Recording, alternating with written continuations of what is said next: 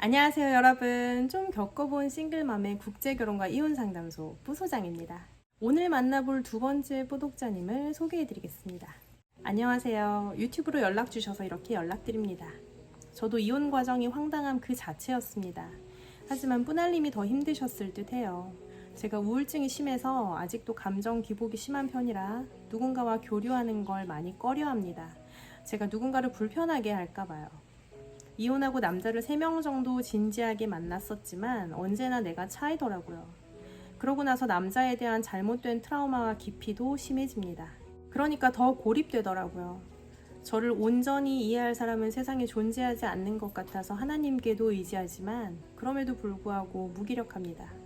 분할님께 정신적으로 일어나는 방법, 이 독일에서 홀로 강해지는 현실적인 조언, 도움을 요청드리고 싶습니다. 먼저 만나 뵙게 돼서 반갑습니다. 보내주신 사연을 비롯해서 다른 영상들에 남겨주신 댓글들도 모두 잘 읽었어요. 구독자님의 여러 글들을 통해서 짐작컨대 일단 본인이 느끼고 있는 감정을 잘 들여다보셨고 또 언어로 정확히 묘사하고 계신 점에서 상당히 총명하신 분인 것 같습니다. 이런 건 어느 정도 논리적인 사고력을 바탕으로 자기 자신이 지나온 삶에 대한 성찰이 되어 있지 않으면 불가능한 단계예요. 또 생각보다 자기가 느끼는 감정선을 섬세하게 나눌 수 있는 사람도 잘 없습니다. 그래서 그런 스스로에 대한 데이터를 바탕으로 자기 객관화도 비교적 잘 되어 있으시고요. 플러스 저한테 도와달라는 요청을 보내셨죠. 그것도 아주 야무지게. 바로 앞문장에서 스스로를 무기력하다고 묘사하셨지만 이혼 뒤에 연애도 3번이나 더 하셨고 하나님께 의지도 하고 계시고 유튜브를 타고 저 같은 사람도 찾아내서 영상도 보고 이렇게 이메일로 콕 집어서 원하는 바를 요구하지 않으셨습니까? 이게 어디가 무기력한 사람의 행보입니까? 그죠? 아닙니다. 우리 구독자님은 자기 자신을 들여다볼 수 있는 지혜가 있고요. 또 그걸 내놓을 수 있는 솔직함과 용기가 있는 사람이자 원하는 바를 얻기 위해서 실제로 행동하는 사람이에요. 자, 그러면 우리 구독자님께서 갖고 계신 최소 이 3가지 자원을 가지고 본론으로 들어가도록 하겠습니다. 첫 번째, 정신적으로 일어나는 방법 3단계를 알려드릴게요. 먼저 샤워를 하세요. 그리고 비타민 B군이랑 C군을 드시고 마지막으로 걸으십시오. 아무 생각도 목적도 없이 그냥 눈 뜨면 샤워하고 비타민 챙겨 먹고 운동화 신고 밖으로 나가시면 됩니다. 사람이 아침에 일어나서 씻지 않은 상태로 침대에 누워있으면 하루 종일 뭉개고 있기 딱 좋아요. 그럴 때 샤워가 몸을 깨워주는 역할을 하고요. 또 걷는 행위는 운동을 많이 안 해본 사람들이 다치지 않으면서도 가장 간단하게 신체 밸런스를 맞출 수 있는 움직임입니다. 걸을 때에는 특히 행복 호르몬이라고 불리는 이 세로토닌이 많이 나오기 때문에 걷다 보면 점점 기분이 좋아져요. 중요한 건 이 3가지를 하면서 생각을 하시면 안 된다는 겁니다. 대신에 이 계절을 만끽하세요. 우리 구독자님 같은 분들의 사고 능력, 생각하고 고민하고 고찰하는 이런 면들이 물론 큰 장점인 것은 맞지만 동시에 이 스스로 중심을 잘 잡지 않으면 여기에 잡아먹히기도 쉽습니다. 그래서 이 내 생각의 보따리 때문에 몸이 짓눌릴 정도가 됐다 싶으면 방화벽 내리듯이 생각을 멈추실 줄도 알아야 돼요. 그런데 생각을 멈추려고 하면 멈춰질까요? 아닙니다. 방 안에 코끼리를 상상하지 말라고 하면 가장 먼저 떠오르는 그림이 방 안의 코끼리거든요. 그래서 이 움직이는 뇌를 멈출 수 있는 방법은 몸을 움직이는 것밖에 없어요. 걸으면서 오감을 통해서 이 계절감에 집중을 해보십시오. 오늘 날씨에서는 어떤 냄새가 나는지, 요즘은 어떤 꽃이 피는지, 또 이렇게 잠시 눈을 감았을 때 뺨에 닿는 바람은 어떤 느낌인지 같이 본인의 오감을 통해서 계절을 느껴보시는 겁니다. 이런 일련의 과정들은 아주 단순하지만 일주일만 하셔도 구독자님의 삶을 크게 바꿔놓을 거예요. 그러니까 이 3가지만 기억을 하십시오. 눈 뜨면 샤워하고 비타민 먹고 걷는다. 이게 지루해질 때까지 주야장천 이것만 하십시오. 그래도 충분합니다. 일하느라 시간이 없다? 그럼 눈 뜨면 샤워하고 비타민 먹고 일에 매진하시면 됩니다. 더 좋아요. 독일어로 압랭쿵이라고 하죠. 님도 보고 뽕도 따고 돈도 벌고 정신도 딴 데 팔고. 우리 구독자님께서 물어보신 의도를 저도 어느 정도는 압니다. 정신적으로 일어나려면 뭔가 강한 정신력 같이 추상적인 작용을 통해야 될 것 같잖아요. 그런데 우리 몸과 이 정신은 굉장히 유기적으로 얽혀 있습니다. 그래서 둘 중에 하나만 먼저 해도 이 다른 하나가 따라오게 되어 있어요. 우리 구독자님은 지금 정신적으로 상당히 우울하시기 때문에 몸도 따라서 천근만근일 겁니다. 왜냐면 우리 몸은 극심한 스트레스 상황을 견뎌내야 될 때 이 몸의 에너지들을 다 그 스트레스와 싸우는 데 소진시키기 때문이에요. 그래서 육체적으로 아무것도 안 해도 기가 딸리기 때문에 그걸 먼저 각종 영양제로 보충을 해주셔야 됩니다. 다른 이혼하시는 분들도 마찬가지예요. 아이 키울 때만 체력이 필요한 게 아니라 이혼할 때에는 더더욱 체력이 필요합니다. 그래서 보약을 지어 먹는 것도 좋고요. 피로를 풀어주는 비타민 B군이랑 쉽게 먹을 수 있는 만능 영양제 비타민 C부터 시작을 해서 종합 비타민, 긴장을 완화시켜주는 마그네슘, 피로를 해독하는 간에 좋은 영양제들 이렇게 하나씩 늘려가셔도 좋습니다. 특히 비타민 C는 면역력을 올려줌과 동시에 스트레스를 완화시켜주는데 많이 먹어도 몸에 축적이 되지 않기 때문에 안심하고 수시로 드셔도 돼요. 균형 잡힌 식단으로 밥 잘 챙겨 먹고 운동을 해서 루틴을 만들면 최상이겠지만 지금은 아마도 우리 포독자님께서 그렇게까지 삶에 의욕적이지는 않으실 거기 때문에 필요한 영양제로 에너지를 긴급 보충해서 늘어진 몸부터 먼저 일으키실 필요가 있습니다. 다음 스텝은 또 이거를 잘 해낸 뒤에 생각을 해보자고요. 자, 이제 두 번째로 넘어가 볼까요? 독일에서 홀로 강해지는 현실적인 조언. 단도직입적으로 말씀을 드리면 어디 살든 혼자서 강해지는 법은 없고요. 다만 어차피 인생이 혼자라는 걸 인정하고 평생에 걸쳐서 내가 나 자신에게 가장 좋은 친구가 되어준과 동시에 남들과 더불어 사는 삶에 감사하면 사는 게 상당히 편안하고 수월해집니다. 요 한 10여 년 사이에 부쩍 한국에서는 경제적 독립이나 정서적 자립같이 독립과 개인주의에 대한 관심이 높아지고 있는 것 같아요.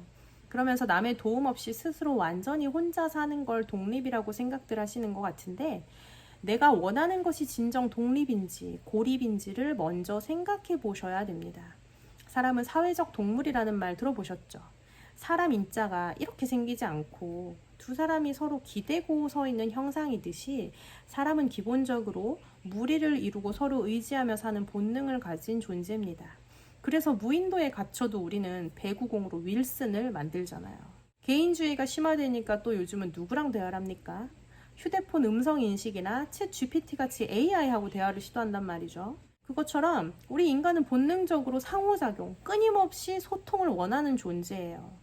그런 우리가 홀로 강해지고 싶다는 생각을 하게 될 때는 언제일까요? 인간관계에서 얻는 것보다 잃는 게 훨씬 많다는 생각이 드는 순간입니다. 그래서 우리 포독자님께서도 아마 더 이상 타인으로부터 상처받고 싶지 않은 마음을 이렇게 표현하신 게 아닐까 싶어요. 그런데 그 누구에게 아무런 도움도 받지 않고 의지도 하지 않은 채로 정말로 이렇게 혼자서 살아가는 건 진정한 독립이 아니라 고립에 가깝습니다. 사람들한테 상처받고 세상살이에 지치면 우리가 어디를 가요? 산에 가잖아요. 산속에서 혼자 사시는 분들 가끔 TV에 나오는 걸 보면 저마다 그런 사연이 있습니다. 세상과 단절돼서 스스로를 고립시키게 된 이유. 그런데 법륜 스님을 한번 보세요. 그 누구보다 혼자 잘 사실 수 있는 내면이 정말 단단하신 분 아닙니까? 그런데 그분은 도인처럼 산속에 혼자 사시는 게 아니라 속세로 나와서 전 세계를 돌아다니시죠. 왜 그럴까요? 굳이 산속에 들어가지 않아도 인생길이라는 게 어차피 혼자라는 걸 법륜 스님은 일찌감치 깨달으셨기 때문입니다. 부모, 자식, 배우자 그 누가 있더라도 어차피 인생은 고독한 거라는 걸 진작에 아신 거예요. 그래서 주변에 개의치 않고 세상에 도움되는 일을 하면서 살기로 결정하신 거죠. 진짜 강하다는 건 그런 겁니다. 삶은 고독한 것. 이게 문장으로 써놓으면 참 간단하지만 살다 보면 한 번쯤 정말 뼈에 사무치게 이 말이 와닿을 때가 있어요. 내가 이 세상에 정말 혼자구나. 그런데 나뿐만이 아니라 우리 모두가 그렇구나. 함께 있어도 우리는 근원적으로 혼자일 수밖에 없는 존재고 그래서 혼자라고 한들 더 고독할 것도 없겠구나. 그렇게 우리 하나하나가 모두 이 망망대해에 둥둥 떠다니는 외딴 섬이라는 걸 깨닫잖아요. 그럼 더 이상 외로워할 이유도 없다는 걸 알게 됩니다. 그런데 참 재미있는 게 그럼에도 불구하고 우리가 이렇게 처절하게 고독하게 태어나서 살다 가는 존재임에도 불구하고 또 절대로 혼자서는 존재하지 않도록 세팅이 되어 있어요. 태어날 때에는 부모님의 몸을 빌어서 나도록 했고요. 자랄 때에는 어떤 구성원을 갖든 가족 비스무리한 테두리 안에서라도 자라도록 되어 있고 그 이후에는 또 학교나 사회, 국가라는 울타리 안에서 살아가도록 만들어져 있습니다. 그래서 저는 그때 깨달은 게 그럼 어차피 독고다이 인생 모든 게 덤이구나. 비칠 게 하나도 없네 하는 거였어요. 너도 섬이고 나도 섬인데 가끔씩 우리는 통통배를 타고 왔다 갔다 일시적 왕래가 가능한 거죠. 스승과 제자도 우리 이웃들도 친구 사이도 남편과 아내도 그리고 심지어 피와 살을 나눈 부모 자식 간에도. 그렇기 때문에 이 세상에서 나라는 존재를 완전히 알고 오롯이 보듬어 줄 수 있는 사람은 나 자신밖에 없습니다. 그래서 내가 나 자신에게 가장 좋은 친구가 되어줘야 되는 거예요. Love yourself 누가 모르냐? 그게 말처럼 쉽지 않으니까 그렇지? 라고 생각하실 수도 있어요. 맞습니다. 어떤 한 존재를 깊게 다방면으로 알고 그 자체로 사랑한다는 일은 원래 그렇게 쉽지 않은 일이에요. 그것이 설사 내가 나를 사랑하는 일이라 해도 그렇습니다. 그렇다 보니까 삶에 대한 통찰이 아직 없을 때에는 이 과정을 생략하기가 쉬워요. 그리고 남에게서 이 사랑을 받으려고 하죠. 근데 이 부분이 반드시 선결이 되어야 다음 단계로 넘어갈 수 있습니다. 내가 나를 사랑할 줄 알아야 남도 나를 사랑해주고요. 나도 남을 사랑해줄 수 있어요. 그리고 그 첫 번째 스텝이 바로 산다는 일이 참 고독하다는 걸 먼저 깨닫는 겁니다. 이 세상에, 이 우주에 철저하게 나 혼자라는 걸 깨닫게 되면 그 고독감이 너무나 시려요. 하지만 그 현실을 한번 직시하고 나면요. 그런데 적어도 내가 나 자신과는 벗이 될 수 있구나. 그리고 나에게는 잠깐이나마 동행이 허락된 가족도, 친구도, 이웃도 있구나 하는 걸 볼 수 있게 됩니다. 그렇게 누군가에게 의지해서 사랑받고 싶다는 기대가 사라진 자리에 나라는 존재가 완전하게 우뚝 솟기 시작을 하면요. 나를 둘러싼 이 주변인들에게 감사한 마음, 그리고 일시적이나마 우리가 함께 공유하는 이 시간의 소중함을 알게 돼요. 그러면서 남에게 베풀 수 있는 여유가 생깁니다. 그 여유의 단계가 바로 우리 뿌독자님이 지금 갈구하시는 그 강한 마음이고요. 여기까지 오게 되면 인생의 나머지 부분들은 알아서 잘 굴러갈 거예요. 그런데 우리 뿌독자님 뿐만이 아니라 저도 그렇고 이 영상을 보고 계신 대부분의 사람들에게도 이건 참 인생의 길고 긴 숙제일 겁니다. 그러니까 영화나 소설을 비롯한 다양한 예술 분야에서 외로움을 극복하고 스스로 강해지고자 하는 주인공의 서사가 항상 반복되는 거 아니겠습니까? 그런데 완벽할 필요는 없다고 봐요. 누가 됐든 완벽한 삶을 산다는 것 자체가 어불성설이기 때문에 어설퍼도 괜찮고요. 지금 이렇게 길을 찾아서 기웃거리는 것부터가 이미 잘 살아가고 있다는 뜻입니다.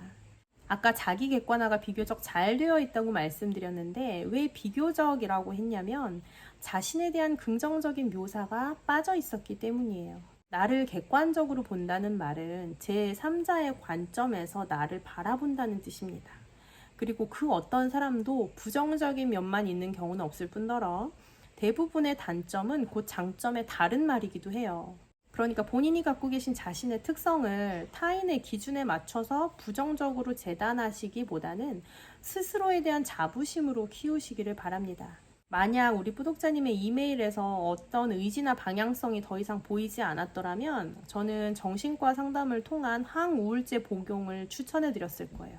때로는 우리 의지만으로 되지 않고 외부의 개입이 긴박하게 필요한 상황도 있는 거거든요. 그런데 적어도 제가 느낀 바로는 우리 뿌독자님은 잘 살고 계십니다. 지금 느끼시는 이 모든 것들이 다른 비슷한 과정을 겪어내신 분들도 다 지나갔던 단계들이고요. 사람에 따라서 단계마다 금방 지나는 곳, 오래 머무는 곳이 다 다르지만 결국은 지나가게 돼요. 내가 머물고 있으면 시간이라도 세월이라도 지나가 줍니다. 우리 모두는 우리가 생각했던 것보다 훨씬 강한 존재예요. 그리고 시련은 그걸 확인시켜주는 하나의 계기입니다. 그렇기 때문에 댓글에도 이미 달아드렸듯이 우리 뿌독자님도 언젠가 일어날 때가 되면 일어나실 거예요. 그러니까 큰 걱정은 하지 않으셔도 되고요. 그때까지 우리 채널과 함께 하시면서 늘 몸 건강하시기를 바랍니다. 우리 뿌독자님 뿐만이 아니라 비슷한 상황에 처해 계신 다른 모든 시청자분들께도 오늘의 영상이 도움이 되셨기를 바라면서 이만 영상 마치도록 하겠습니다. 뿌독자님의 밝은 앞날을 항상 응원할게요. 안녕.